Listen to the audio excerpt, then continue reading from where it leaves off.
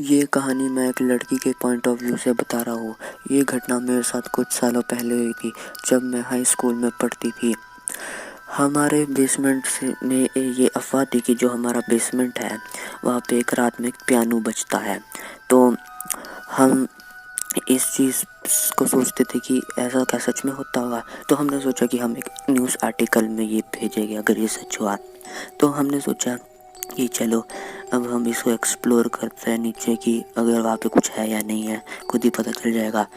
तो हम सबके हाथों में हमारे हमारे फ़ोन्स थे और हमारे सबसे आगे माइकल था जिसके हाथ में फ़ोन था और मैं सबसे पीछे थी क्योंकि मैं थोड़ी सी डरपोक जैसी थी। तो मैं नीचे चली, हम सारे नीचे चले और सबसे आगे जो माइकल था उसने अपने फ़ोन की रिकॉर्डिंग को ऑन किया और हम सब उसके पीछे पीछे ही थे। मैं अपनी दोस्त के साथ थी। उसने रिकॉर्डिंग ऑन की और पहले हम उस रूम में गए जहाँ पे वो पियानो रखा हुआ था।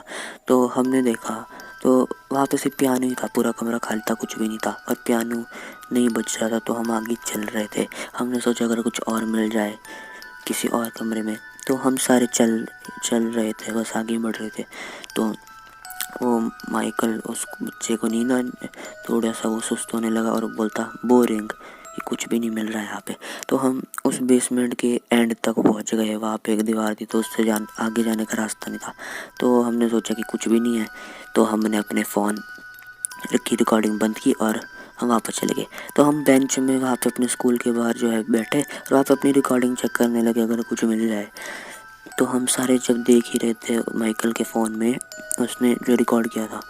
तो जैसे ही हमने देखा तो हमें एकदम से पियानो की आवाज़ आई और ये देखकर हम बहुत ही ज़्यादा शॉक हो गए थे एक रिकॉर्डिंग में। तो पहले तो कुछ देर तक तो हमने कुछ बोला नहीं। तो जो वो बच्चा था उसने उसको थोड़ा सा पीछे किया उस क्लिप को और वापस पॉज करके दोबारा रिज्यूम किया। और उस क्लिप को जब हमने फिर से सुना तो वहाँ से और पियानो की आवाज़ आई। तो ये देखकर हम बहुत ज़्यादा शॉक हो गए। हमने कुछ भी नहीं बोला और हम बिल्कुल फ्रीज हो चुके थे क्योंकि जब हम उस बेसमेंट में गए थे तब वो आवाज़ नहीं थी और जब हमने रिकॉर्ड किया तो वो आवाज़ वहाँ पे कैसे हो सकती थी। हमने तो पूरा वहाँ पे एक्सप्लोर किया था। और जब माइकल ने बोला था बोरिंग, मतलब कि उस टाइम भी वो पियानो बज ही रहा था और तब भी हमें कुछ भी नहीं सुनाई दिया था। और ये कैसे हो सकता है, हमने तो वहाँ पे पूरी तलाशी की, पूरे घूमे थे, फिर भी कुछ भी नहीं मिला।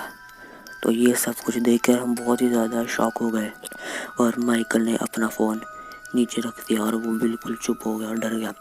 अब इस घटना को वो काफ़ी साल हो चुके और अब मैं बड़ी हो चुकी हूँ, पर आज भी जब मैं उस इंसिडेंट के बारे में सोचती हूँ कि वहाँ पे क्या हुआ था तो मेरे रोंगटे खड़े हो जाते हैं। पर उस इंसिडेंट के लिए मेरे पास कोई करेक्ट एक्सप्लेनेशन भी नहीं है जो कि मैं बोल सकूँ कि हाँ वो इसलिए हुआ था।